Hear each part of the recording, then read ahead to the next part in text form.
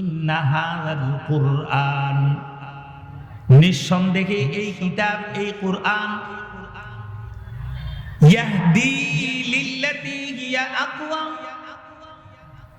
ওই সমস্ত মানুষদের জন্য পথ প্রদর্শক হবে, ওই মানুষের জন্য এই কুরআন হবে পাথেয়, এই কুরআন হবে তার জন্য রাহবার, এই কুরআন হবে তার জন্য সঙ্গী, এই কুরআন হবে তার জন্য একজন বন্ধু, যেই বন্ধু তাকে হাতে ধরে নিয়ে ওয়ায়ুবাশশিরুল মুমিনিন, সুসংবাদ দাও ওই মুমিনদের যারা এই কুরআনকে নিয়ে নিজের জীবনটাকে পরিচালনা করতে পারবে। আল্লাহ রাব্বুল আলামিন বলেন আল্লাযীনা ইয়ামালুনাস সালিহাত, যার জীবনের প্রত্যেকটা কাজ এই কুরআন দিয়ে সাজিয়ে নেক আমল তার দুনিয়ার জীবনে সে পরিপূর্ণ করবে। আল্লাহ রাব্বুল আলামিন বলেন আপনি জানিয়ে দেন আন্না লাহুম আজরান কাবীরা, আমি আল্লাহ রাব্বুল আলামিন তাকে আমি এত বেশি প্রতিদান আমি তাকে দেব, এত বেশি প্রতিদান দেব আমার বান্দা কখনোই কল্পনাও করে নাই। সুবহানাল্লাহ। সম্মানিত হাজিরিন, আমি পবিত্র কুরআনুল কারীমের ১৭তম সূরা, সূরা বনী ইসরাঈল, এই সূরার ৯ নম্বর আয়াত আমি আপনাদের সামনে তিলাওয়াত করেছি। এই আয়াতে আল্লাহ রাব্বুল আলামিন এমন একটা শিক্ষা আমাদেরকে দিয়েছেন, আজকে ১৫০০ বছর পরে এই এতিম উম্মতের জন্য আল্লাহ রাব্বুল আলামিন একটা পথ নির্দেশনা দিয়েছেন। যদি এই জামানার মানুষ এখনো সব ধরনের চিন্তা চেতনার ঊর্ধ্বে এসে, সব ধরনের নীতি আদর্শের ঊর্ধ্বে এসে আজকের এই আমার তেলাওয়াতকৃত আয়াতটি যদি কেউ ভালো করে মনোযোগ দিয়ে যদি বুঝে যেতে পারে, তো আল্লাহ রাব্বুল আলামিন ঘোষণা করেছেন এখানে যে পথ পাথেয় আল্লাহ তাআলা দিয়েছেন, এর মাধ্যমে একজন মানুষ দুনিয়াতে অবস্থান করে জান্নাতের সুসংবাদ পেতে পারেন, জান্নাতের মালিক হয়ে যেতে পারেন। সকলে বলেন সুবহানাল্লাহ। এই আয়াতের মধ্যে এমন কিছু গুরুত্বপূর্ণ পথ এখানে বলে দেয়া হয়েছে। আমি এই জন্য কোনো প্রকার ভূমিকা ছাড়াই যেহেতু অল্প সময় আলোচনা করব, আমি সরাসরি আয়াত থেকে এই আয়াতের আলোচনাটা আমি 4 ভাগে ভাগ করেছি আপনাদের বুঝের জন্য। 1 নাম্বার হচ্ছে এই আয়াতের বঙ্গানুবাদ, এটার অর্থটা কি। 2 নাম্বার হচ্ছে এর ব্যাখ্যামূলক অনুবাদ। 3 নাম্বার হচ্ছে এটার শিক্ষা। 4 নাম্বার হচ্ছে এখান থেকে আমাদের করণীয় এবং বর্জনীয় গুলো কি। এই অল্প সময়ের ভিতরে আমি চেষ্টা করব এই 4টা অপশন শেষ করার জন্য। আপনারা যদি উঠাউঠি না করেন, একটু যদি মনোযোগ দিয়ে শুনেন, তো ইনশাআল্লাহ আমি যথাসময়ে আমার এই আলোচনাটা শেষ করতে পারবো ইনশাআল্লাহ। আপনারা সকলেই আমার জন্য দোয়া করবেন, আল্লাহ রাব্বুল আলামিন যেন এমন কিছু কথা আমার জবান দিয়ে বের করে দেন যাতে আল্লাহ তাআলা আমাকে, আমাদের সবাইকে আল্লাহ তাআলা যেন আজকের এই মাহফিল আসা বসা শোনাকে আল্লাহ তাআলা যেন মাফ করে, ক্ষমা করে, আল্লাহ যেন হিদায়াত দান করেন আমাদের সকলের জন্য। আজকের এই আলোচনাটা যাতে হিদায়াতের পাথেয় হয়ে যায়, সকলে বলি আমিন। একটু মোহাব্বতের সাথে পড়ি আমিন। মুসলমান ভাইরা, এই আয়াতের ভিতরে আল্লাহ রাব্বুল আলামিন সর্বপ্রথম যেই কথাটা বলেছেন, কথাটাই হলো ইন্না হাযাল কুরআন, নিঃসন্দেহে এই কিতাব, এই কুরআন, ইয়াহদি লিল্লাতী হিয়া আকওয়াম, ওই সমস্ত মানুষদের জন্য পথ প্রদর্শক হবে, ওই মানুষের জন্য এই কুরআন হবে পাথেয়, এই কুরআন হবে তার জন্য রাহবার, এই কুরআন হবে তার জন্য সঙ্গী, এই কুরআন হবে তার জন্য একজন বন্ধু, যেই বন্ধু তাকে হাতে ধরে নিয়ে ওয়ায়ুবাশশিরুল মুমিনিন, সুসংবাদ দাও ওই মুমিনদের যারা এই কোরআনকে নিয়ে নিজের জীবনটাকে পরিচালনা করতে পারবে। আল্লাহ রাব্বুল আলামিন বলেন, আল্লাযীনা ইয়ামালুনাস সালিহাত, যার জীবনের প্রত্যেকটা কাজ এই কোরআন দিয়ে সাজিয়ে নেক আমল তার দুনিয়ার জীবনে সে পরিপূর্ণ করবে। আল্লাহ রাব্বুল আলামিন বলেন, আপনি জানিয়ে দেন, আন্না লাহুম আজরান কাবীরা, আমি আল্লাহ রাব্বুল আলামিন তাকে আমি এত বেশি প্রতিদান আমি তাকে দেব, এত বেশি প্রতিদান দেব আমার বান্দা কখনোই কল্পনাও করে নাই। সুবহানাল্লাহ। 2 নাম্বার কথা, এই কোরআনের একটা পিছনের ইতিহাস আমি 2-4টা কথায় আপনাদের সামনে তুলে ধরি, সামনের দিকে যাব। আপনাদের কাছে জিজ্ঞাসা করি, বলেন আজকের জামানায় বর্তমান সময়ে আমাদের পরিবারগুলোর যেমন অবস্থা, স্বামী স্ত্রীর কাছে কোনো সম্মান পায় না, একটা স্ত্রী তার স্বামীকে মূল্যায়ন করতে জানে না, একটা মা বাবা সন্তানকে লালন পালন করতে পারছে না, সন্তানরাও যথাযথ মা বাবার কাছে যা কিছু দরকার এগুলো একটাও পাচ্ছে না। আমি কি ভুল বলছি নাকি? আজকে আমাদের ব্যক্তি জীবন, আমাদের পারিবারিক জীবন, আমাদের সামাজিক জীবন, আমাদের রাষ্ট্রীয় জীবনের ভিতরে যদি আমরা লক্ষ্য করে দেখি, মুসলমান আছি বটে, কিন্তু প্রত্যেকটা দিন আমরা যখন আমাদের পত্রিকাগুলো খুলে তখন আমরা দেখি বাবা সন্তানকে হত্যা করেছে, স্বামী স্ত্রীকে হত্যা করছে, স্ত্রী স্বামীকে হত্যা করছে, ভাই ভাইকে হত্যা করছে। এমন একটা বর্বরতার যুগে আমরা পদার্পণ করে ফেলেছি। আজকে যদি মানুষত্বের দিকে চিন্তা করা যায় তাহলে আমরা দেখি আমাদের সমাজে মানুষ আছে বটে, কিন্তু মানুষের ভিতরে আজকে পশুত্বের বসবাস প্রকাশ পাওয়া যায়, পশুত্বের প্রভাব প্রকাশ পাওয়া যায়, মানুষত্ব খুঁজে পাওয়া যায় না। কথা বলেন ঠিক কি না? কারণ কি? আমাদের নবী মুহাম্মদুর রাসূলুল্লাহ বলেন সাল্লাল্লাহু আলাইহি ওয়াসাল্লাম, আমাদের নবী সাল্লাল্লাহু আলাইহি ওয়াসাল্লাম এমন একটা যুগে তিনি পদার্পণ করেছিলেন, এই পৃথিবীতে এসেছিলেন যে যুগের মানুষ ঠিক আমাদের মতনই ছিল, বরং যদি বলা যায় তাহলে যদি পর্যালোচনা করা যায় আমাদের নবীর যুগের মানুষের অবস্থা আমাদের থেকে অনেকাংশেই ভালো ছিল মনে হয়। কথা বলেন ঠিক কি না? ওই যুগে তো একটা বাবা নিজের কলিজার টুকরা কন্যা সন্তানকে জীবিত কবর দিত, কিন্তু বর্তমান যুগে তো এর চাইতেও বেশি মারাত্মক জঘন্যতম অপরাধ হচ্ছে। আমরা যেহেতু সৈয়দপুরের মানুষ, আমরা জানি গত কিছুদিন আগে আমাদের এলাকায় একটা ঘটনা ঘটেছিল যেখানে নিজের বাবা নিজের জন্ম দেওয়া সন্তান মেয়ের সঙ্গে একাধিকবার জিনা করেছে, যাকে থানার ভিতরে নেওয়া হয়েছিল। আমাদের সৈয়দপুরের এটা নিউজ আপনারা শুনেছেন কিনা? নিজের বাবা নিজের সন্তান জন্ম দেওয়া সন্তানের সঙ্গে জিনা করে, এর চাইতে জঘন্যতম মানুষ আর পৃথিবীতে হতে পারে বলতে আমার জানা নাই। কথা বলেন, আমি কি মিথ্যা বলছি? কেন আমাদের এই দুরূহ অবস্থা? একমাত্র কারণ হলো ওই যুগেও যে কারণটা ছিল এই যুগেও এখন ওই কারণ আছে না নাই? কথা বলেন, আছে না নাই? আজকের যুগের একটা বাবা নিজের কলিজার টুকরা কন্যা সন্তানকে বাড়ির বাহিরে দিয়ে নিরাপদ নাকি?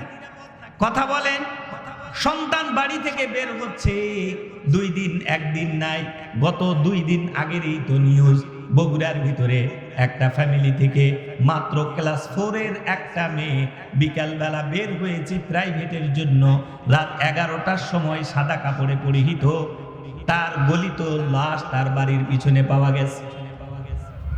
মাত্র ক্লাস 4 এ পড়ে একটা মেয়ে বাড়ির বাহিরে প্রাইভেটে যাবে, বখাটে ছেলেরা তাকে নিয়ে ধর্ষণ করে মেরে ফেলেছে।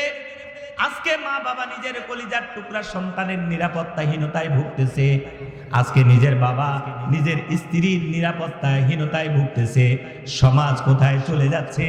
একমাত্র কারণ, এই কারণটা নিয়েই আজকে আমি আপনাদের সামনে আলোচনা করব। আপনাদের কাছে জিজ্ঞাসা করি, বলেন বিশ্বনবী দুনিয়াতে আসার আগে ওই সময়ে মানুষের অবস্থা কেমন ছিল? বর্তমান সময়ের মানুষের অবস্থাটা কেমন? প্রায় যদি পর্যালোচনা করা যায়, তাদের জামানায়ও মানুষ কোরআন জানতো না, দিন ছিল না, দিনের বুঝ ছিল না। ওরা যা বুঝেছে তাই করেছে, যার কারণে তারা তো অধঃপতনে চলে গেছে। কথাটা বলেন ঠিক কিনা? ওনারা কেন এত খারাপ হয়েছিলেন? অন্যতম কারণ হলো ওই জামানায় শিক্ষিত লোকের অভাব ছিল না। যেই লোকটাকে আমরা আবু জাহাল বলে চিনি, এই লোকটার নাম ছিল আবুল হিকাম। আরবের ভিতরে ওই সময় আরবি সাহিত্যের যুগ চলছিল। মানুষ মূর্খ ছিল না, ওই সময়ও মানুষ লেখাপড়া জানতো। কিন্তু ওই সময় এত বর্বরতা কেন? মূর্খতার যুগ কেন? অন্ধকারের যুগ কেন? তাদের কাছে সব ছিল, দিন ছিল না। কথা বলেন ঠিক কিনা? আপনারা কি রাগ করছেন? আমার কথায় আপনারা একমত কিনা? ওই সময় মানুষ শিক্ষিত ছিল, কিন্তু তাদের মধ্যে দিন ছিল না। এই যুগেও মানুষের ভিতরে শিক্ষা আছে, কিন্তু দিন না থাকার কারণে আমাদের দেশের প্রধানমন্ত্রীর প্রধান উপদেষ্টা ৫৭,০০০ কোটি টাকা নিয়ে দেশ থেকে উধাও হয়েছিল। কথা বলেন ঠিক কিনা? এটা কি রিক্সা চালক নিছে? কথা বলে। প্রধানমন্ত্রীর প্রধান উপদেষ্টা যদি ৫৭,০০০ কোটি টাকা চুরি করে, আত্মসাৎ করে, তাহলে আমাদের দেশের সাধারণ নাগরিকের কি দুর্বিহ অবস্থা, এটা একটু চিন্তা করলেই বোঝা যায়। কথা বলেন ঠিক কিনা? যুবক বাবাজিরা, আমি তোমাদের দৃষ্টি আকর্ষণ করছি, তোমরা অল্প একটু সময় দাও আমাকে। আজকের আলোচনাটা তোমাদের জন্য। একটু ভাবতে হবে, বুঝতে হবে, দেখতে হবে, চোখ কান খোলা রাখতে হবে। সময় এসেছে পরিবর্তনের, সময় এসেছে বোঝার, সময় এসেছে দেশের নেতৃত্ব হাতে নেয়ার। কথা বলেন ঠিক কিনা? মুসলমান ভাইরা রে আমার, বিশ্ব নবী রাহমাতাল লিল আলামিন ওই হেরা পর্বতে আল্লাহ রাব্বুল আলামিন কোরআন নাজিল করলেন। আল্লাহ তাআলা বললেন, আমার হাবিব আপনি এখন দুনিয়াতে যান, সকলের কাছে আপনি এখন এই পাহাড়ে বসে থাকবেন না, সকলের কাছে আপনি কোরআনের দাওয়াত নিয়ে যান, সকলকে আপনি কোরআন তিলাওয়াত করে আপনি শোনান, সকলকেই আপনি তাজকিয়ায়ে নফস করেন, প্রত্যেকেই আত্মশুদ্ধি করেন। আল্লাহর রাসূল হেরা পর্বত থেকে কোরআন নিয়ে আসলেন, মানুষের দ্বারে দ্বারে বারে বারে গিয়া দ্বীনের দাওয়াত দিতে শুরু করলেন। ওই সময় মানুষ যখন দ্বীনকে বুঝতে শুরু করলেন, যদিও তাদের উপরে ওই সময় বড় নির্যাতনের স্টিম রুলার চালানো হয়েছে, যদিও আজকে মুসলমানরা মসজিদে গেলে কেউ পাথর দিয়ে ঢেল মারে না, যদিও আজকে মুসলমান মসজিদে গেলে কেউ মুসলমানদের উপরে চড়াও হয় না, যদিও বর্তমান যুগে মুসলমান আল্লাহ তাআলাকে ডাকলে কেউ বাধা দেয় না, দেয় নাকি? কিন্তু ওই সময় তো একজন মুসলমান কোনোভাবেই যদি কাফের মুশরিকরা জানতে পারত এই লোকটা মুসলমান হয়ে গেছে, তাহলে সমস্ত কাফের মুশরিকরা দল বল নিয়ে ওই মুসলমান ব্যক্তির উপরে তারা নির্যাতন চালাতো। তাদের নির্যাতনের সীমারেখা কোথায় ছিল? আর আজকে আমরা কেমনে এই নিয়ামতকে হারালাম? একটু ছোট্ট কথাই যদি বলি আপনাদের বুঝে আসবে। আপনারা জানেন ইসলামের মধ্যে সর্বপ্রথম একজন মহিলা শহীদ হয়েছিল, তার নামটা কি জানেন? নাম কি? হযরত সুমাইয়া রাদিয়াল্লাহু আনহা। নাম কি বলেন? আমি এমনি বলছি না, আপনাদের মুখস্থ করাচ্ছি। নাম কি বলেন? সবাই বলেন। প্রথম শহীদ যিনি হয়েছিলেন তিনি কে? সুমাইয়া রাদিয়াল্লাহু আনহা একজন নারী। একজন কি? কথা বলেন। একজন নারী। ইনি ওনার সপরিবারে, সন্তানের নাম হচ্ছে আম্মার। ওনার স্বামী ইয়াসির আর স্ত্রী হলো সুমাইয়া রাদিয়াল্লাহু আনহা। এই ফ্যামিলির তিনজন ওনারা কালিমা পড়ে মুসলমান হয়েছে।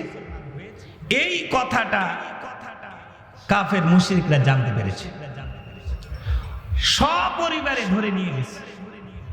কেন মুসলমান হলো তারা?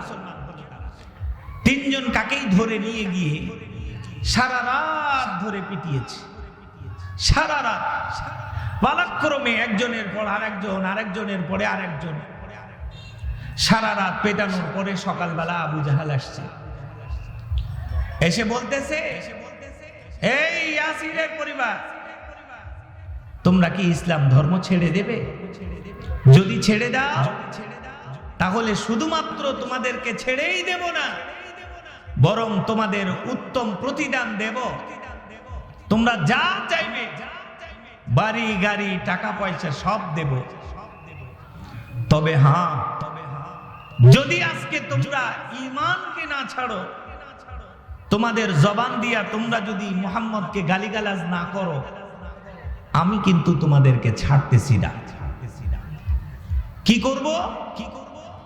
নির্দেশ দেয়া হলো যুবকদের, বলা হলো একে ধরো, এদেরকে নিয়ে যাও। কোথায়? বলল যে এদেরকে ওই মরুভূমির উপরে নিয়ে যাওয়া হোক।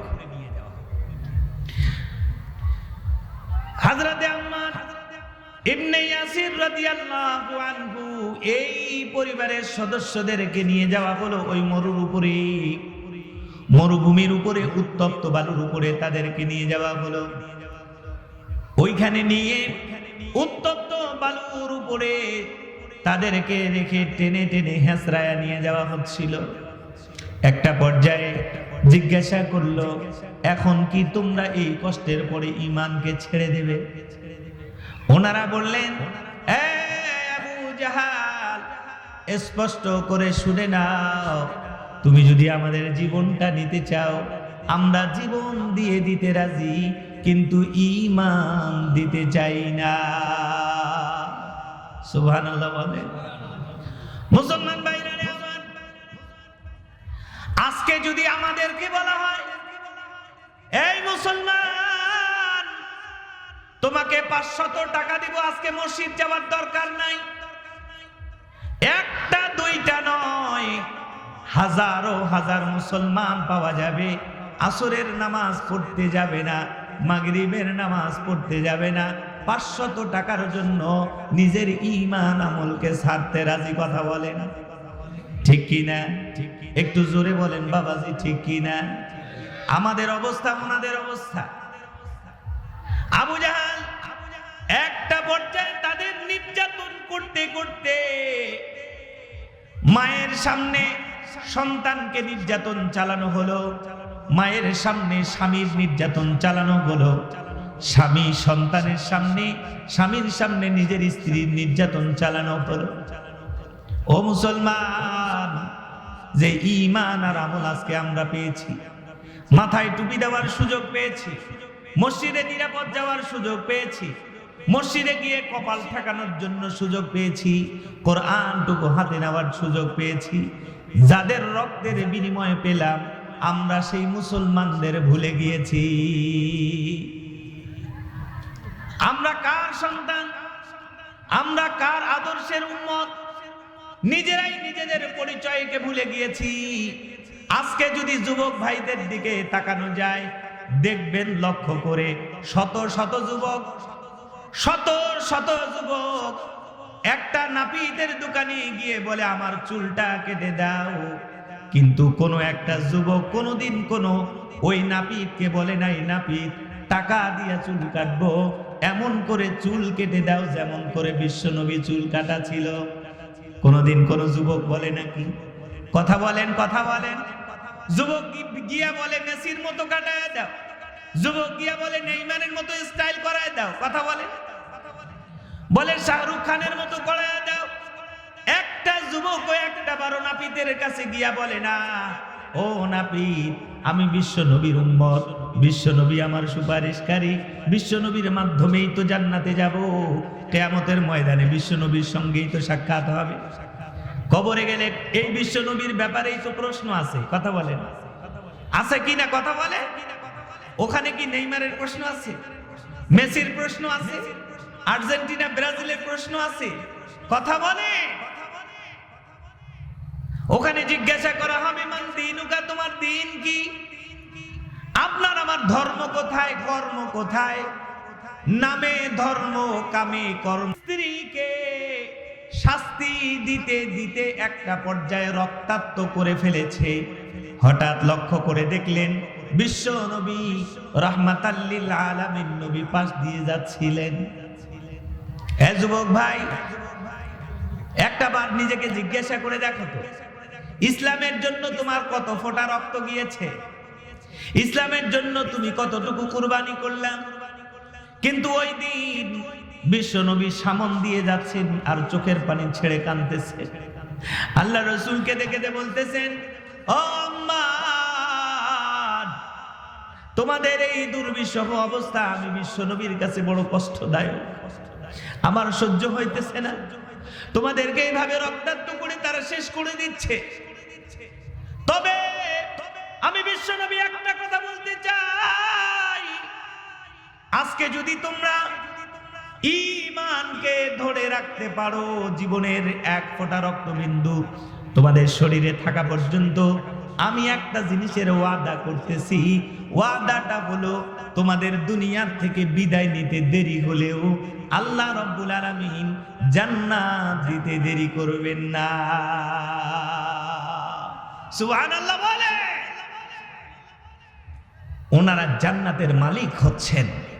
একটা পর্যায়ে আবু জাহাল যখন দেখলো না এরা হেলতেছে না, এরা এদের সিদ্ধান্তে অনড়, তখন আবু জাহাল কি করলো? তার বর্ষা নিয়ে এই বৃদ্ধা মহিলা হযরত সুমাইয়া রাদিয়াল্লাহু আনহা এর লজ্জা স্থানে আঘাত করে একটা পর্যায়ে তাকে দুনিয়া থেকেই বিদায় করে দিলেন। ইসলামের প্রথম শহীদ হযরত সুমাইয়া হয়ে গেলেন। কাজেই একটা কথা মনোযোগ দিয়ে শুনেন, আপনারা আগামীকাল সকালবেলা এই এলাকাটা একটু ঘুরে আসবেন। আপনারা লক্ষ্য করে দেখবেন প্রত্যেকটা ঘরে খাবারের অভাব নাই। কোন ঘরের লোক বলতে পারবে না যে আমাদের বাড়িতে 3 মাস যাবত চুলা জ্বলতেছে না। আছে এরকম? কথা বলেন, আছে? অথচ বিশ্ব নবীর পরিবারের ভিতরে এমন দিন গেছে যে 3 মাস আল্লাহ রসুলের ঘরের ভিতরে রান্না হয় নাই। হযরত আম্মা জান আয়েশা বলেন, শুধুমাত্র 2টা জিনিস ছাড়া আমাদের খাদ্য 3 মাস এরকম ছিল না। আমরা সাদা পানি, সেটা হলো দুধ, আর হলো খেজুর, আমরা এই খেয়েই আমাদের জীবন কাটিয়েছি। কিন্তু উম্মত, আপনি বলতে পারবেন না বুকে হাত দিয়া যে আমার জীবনটা এরকম হয়ে গেছে। আছে এরকম কোন মানুষ? কথা বলে? 1 মাস দূরের কথা, 1 সপ্তাহ আমাদের এলাকা ঘুরে একটা ফ্যামিলি পাওয়া যাবে না যে 1 সপ্তাহ ধরে তার বাড়িতে রান্না হয় নাই। কথা বলে? তার মানে বোঝা গেল খাদ্যের অভাব নাই। কিন্তু আমি যদি আপনাদেরকে আজকে বলি, আপনারা এই এলাকা ঘুরে আসেন, আগামীকাল সকালে জরিপ চালান, 100টা বাড়ি ঘুরে আসেন, 100টা বাড়ির মধ্যে 10টা বাড়ি এরকম পাওয়া যাবে না যে বাড়িতে ফজরের নামাজ পড়ার পরে সমস্ত সদস্যরা কোরআন নিয়ে বসে পড়েছে। কথা বলেন ঠিক কিনা? খাবারের অভাব নাই, কাপড় চোপড়ের অভাব নাই। অভাব যদি থাকে কোরআনের অভাব আছে, অভাব যদি থাকে কোরআনী শিক্ষার অভাব আছে, অভাব যদি থাকে দ্বীনের বুঝের অভাব আছে। কথা বলেন ঠিক কিনা? আজকে আপনি শান্তি আর শান্তি তালাশ করছেন। আল্লাহ তাআলা শান্তি রেখেছেন আল্লাহ রাসূলের সুন্নতি আদর্শের মধ্যে, কিন্তু সেই আদর্শ তো আপনার আমার জীবনে নাই। শান্তি আসবে, আসবে কোথা থেকে? যেই দিন আপনি আপনার নিজের ঘর থেকে কোরআনকে বের করেছেন, ওই দিন আপনার ঘর থেকে দ্বীন বিদায় নিয়েছে। যেই দিন আপনি শয়তানের বাক্স আপনার ঘরে ঢুকিয়েছেন, ওই দিন থেকেই আপনার জীবনের আল্লাহ রাসূলের আদর্শ বিদায় নিয়েছে। কথা বলেন ঠিক কিনা? মুসলমান ভাইরা আমার, এর চাইতে দুঃখজনক আর কি হতে পারে? আমি রিসেন্ট কয়েকদিন আগের ঘটনা বলতেছি, 1 মাস এখনো পর্যন্ত হয় নাই। রংপুরের ঘটনা, তারাগঞ্জ এলাকায় বাবা মারা গেছে, সন্তান 2 ভাই বাবার লাশ নিয়ে গেছে মাটি দেবে। মাটি হবে কোন জায়গায়? বাড়ির পাশে একটা জায়গা আছে, সুন্দর জায়গা, পাশেই কিন্তু কবরস্থান। সমস্ত লোকেরা মিলে সিদ্ধান্ত নিল, এখানে বাবা মারা গেছে, বাবার কবরটা যদি আমাদের নিজের জমিতে হয় তাহলে একটু ভালো হয়। এটা সন্তান চায় কি চায় না? কথা বলেন, আমার কথা বুঝতেছেন? বাড়িতে পরামর্শ হলো, বাবা মারা গেছে, বাবার লাশটাকে তারা দাফন করবে।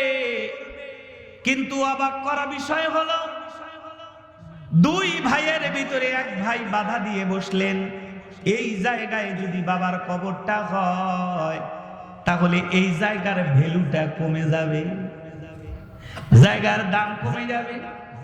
রাস্তার পাশের জায়গা, ঝগড়া লেগে গেল। একটা পর্যায়ে গিয়ে ভাই ভাই ঝগড়া করতে গিয়ে কবর খোঁড়ার জন্য যেই খন্তি নিয়ে গেছে, খন্তি চেনেন নাকি আপনারা? কথা বলেন। যেই খন্তি নিয়ে গেছে, ওই খন্তি দিয়েই ভাইকে এমন ভাবে এমন জোরে আঘাত করেছে, আর 1 ভাইয়ের সিনা ছেদ করে বাইরে চলে গেছে। জাগার পরেই বাবার সাথে সাথে ভাইও দুনিয়ার থেকে বিদায় নিয়েছে।